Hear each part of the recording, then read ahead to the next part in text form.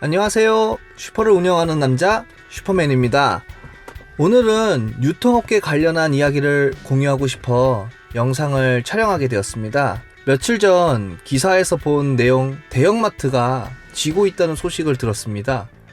이미 예견된 일이었지만 막상 이마트가 적자가 났다고 하니 슈퍼를 창업하고 꿈을 꾸고 있는 저에겐 그렇게 반갑지만은 않은 소식입니다.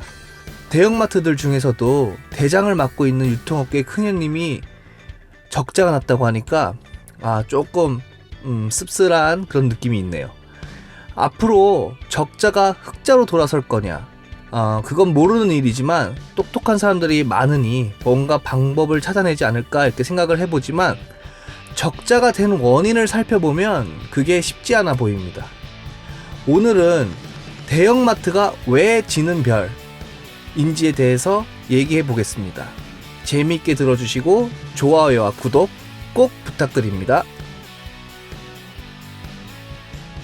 대형마트가 지는 이유 첫 번째 원인으로 오프라인에서 온라인으로 소비자들의 구매 패턴이 변했습니다. 이게 가장 큰 이유인데, 아마존, 알리바바 등 세계에서 최고의 주가를 달리고 있는 기업들이 사회의 소비 패턴을 바꿔버렸다고 보면 이해가 쉬울 것 같습니다. 실제로 유통업의 전체 매출은 매년 증가하고 있는 추세입니다. 이것은 대형마트의 저조한 실적이 소비가 줄었기 때문이라기보다는 온라인 모바일 시대가 찾아오면서 점점 온라인에서 소비가 많아지고 있다는 것을 뒷받침합니다. 상식적으로 온라인의 장점은 가격이 저렴하고 쇼핑이 편한 거, 단점은 배송비가 발생하고 배송 시간이 걸린다는 건데, 이게 요새는 일정 금액 넘어가면 배송비 면제, 배송도 당일 배송이 가능할 정도이다 보니 온라인 시장은 계속 단점을 보완하고 장점은 부각시키고 있는 상태입니다. 앞으로도 온라인 매출 성장은 지속적일 것이고 대형마트의 매출은 줄어들 것으로 예상하고 있습니다. 대형마트가 지는 이유 두 번째 원인으로 핵가족화와 고령화 사회입니다. 현재 1인 가구, 2인 가구, 3인 가구 등을 보면 1, 2인 가구가 차지하는 비중이 전체의 50%가 된다고 합니다. 통계에 의해서 1, 2인 가구의 소비 패턴과 4, 5인 가구의 소비 패턴에는 차이가 있을 수밖에 없는데, 예를 들어 4, 5인 가구는 식사를 집에서 하고 살림을 담당하는 사람이 있어 집에서 요리도 많이 해먹고 사온 물건이나 식품을 낭비하거나 버리기보다는 효율적으로 운영해서 사용합니다. 그렇다 보니 4, 5인 가구의 특징은 대형마트에서 장을 보고 장을 볼 때 많이 구매한다는 점이 있는 반면, 1, 2인 가구는 그때그때 필요한 것을 구매해서 사다 보니 굳이 대형마트를 찾지 않아도 되고 물건을 사두고 저장해둘 필요를 느끼지 못합니다. 또한 많이 사봤자 다 소비하지 못하고 재고 처리가 불가능해 버리게 됩니다. 그리고 점점 고령화 시대로 접어들고 있는 한국. 고령화 시대의 어르신들은 대형마트를 찾지 않습니다. 60세 이상이 차지하는 비중이 2016년 기준 12.2%밖에 되지 않는다는 통계를 찾아볼 수 있는데, 혹시 여러분들 중 대형마트 주차장에서 어르신들이 단신으로 또는 두 분에서 차에서 내리고 타는 것을 본 적이 있으신가요? 대형마트의 주요 고객층은 애당초 연세가 많으신 분들이 아닙니다.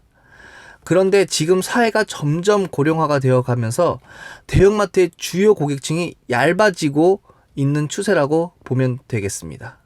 대형마트가 지는 이유 세 번째, 편리성을 더 추구하기 시작합니다. 지금도 검소한 어르신들은 좀 더 걸어도 100원, 200원 저렴한 곳에서 물품을 구입하십니다.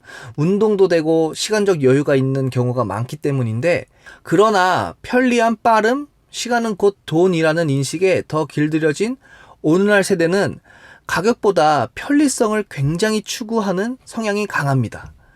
편의점이 가격 경쟁력이 약하지만 꾸준히 매출이 오르는 것이 소비 문화의 트렌드가 편리성으로 변화하고 있다는 것을 보여줍니다. 마지막 원인으로 정부의 관여 개입입니다.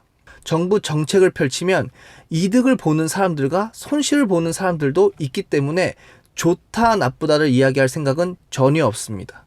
다만 그저 현재는 대형마트가 정부의 관여로 운영에 어려움을 겪고 있는 것은 현재 일어나고 있는 현상입니다.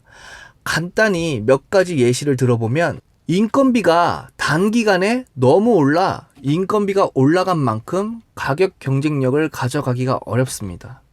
대형마트 특성상 최소 인원이라 할지라도 매우 많은 직원들을 채용해야 하니 인건비 부담에서 자유롭지 못한 게 사실입니다. 두 번째로 각종 세금 규제를 볼 수 있습니다. 보유세, 재산세 등 여러 가지 세금 규제인데 실제로 이마트는 현재 보유하고 있는 건물을 팔고 같은 장소에 10년 정도 장기 임대를 하는 것으로 부동산 세금 규제에서 자유로워지려는 것을 볼 수 있습니다. 마지막으로 특가 상품, 롯데의 통큰 닭 같은 것 또한 여러 가지 반발이 이어질 경우 정부에서 규제를 하다 보니 가격 책정 부분에서도 자유롭지 못한 상황입니다. 자, 오늘의 주제 대형마트는 왜 지는가의 결론입니다. 첫 번째로 온라인 구매의 성장, 두 번째 핵가족과 고령화 사회의 증가, 세 번째 가치에 대한 변화, 편리성이죠. 네 번째 정부의 개입으로 인해 대형마트의 전망이 굉장히 어렵다고 결론을 드릴 수 있습니다. 대형마트를 운영하고 있는 대기업들은 다른 분야의 사업도 함께 벌리고 있고 사업들이 서로 맞물려 있기 때문에 대형마트 운영 악화에 미치는 여파를 생각해보면 더 고려할 점들이 많지만 그런 부분들은 다른 영상에서 또 다룰 기회가 있길 바라면서 저는 한 사람의 소상공인으로서 대기업의 몰락을 바라지는 않습니다. 특히 유통업은 많은 일자리 창출을 할 수 있는 산업군이기 때문에 더더욱 그렇습니다. 앞으로 점점 경제가 힘들어질 거라고 비관론자들이 속출하고 있는데 하루빨리 소상공인, 중소기업, 대기업들에게 좋은 소식이 들리는 날이 오길 바라면서 서로가 상생할 수 있는 날이 찾아오길 희망합니다. 긴 영상 시청해주셔서 감사하고 다음 영상으로 또 찾아뵙겠습니다. 감사합니다.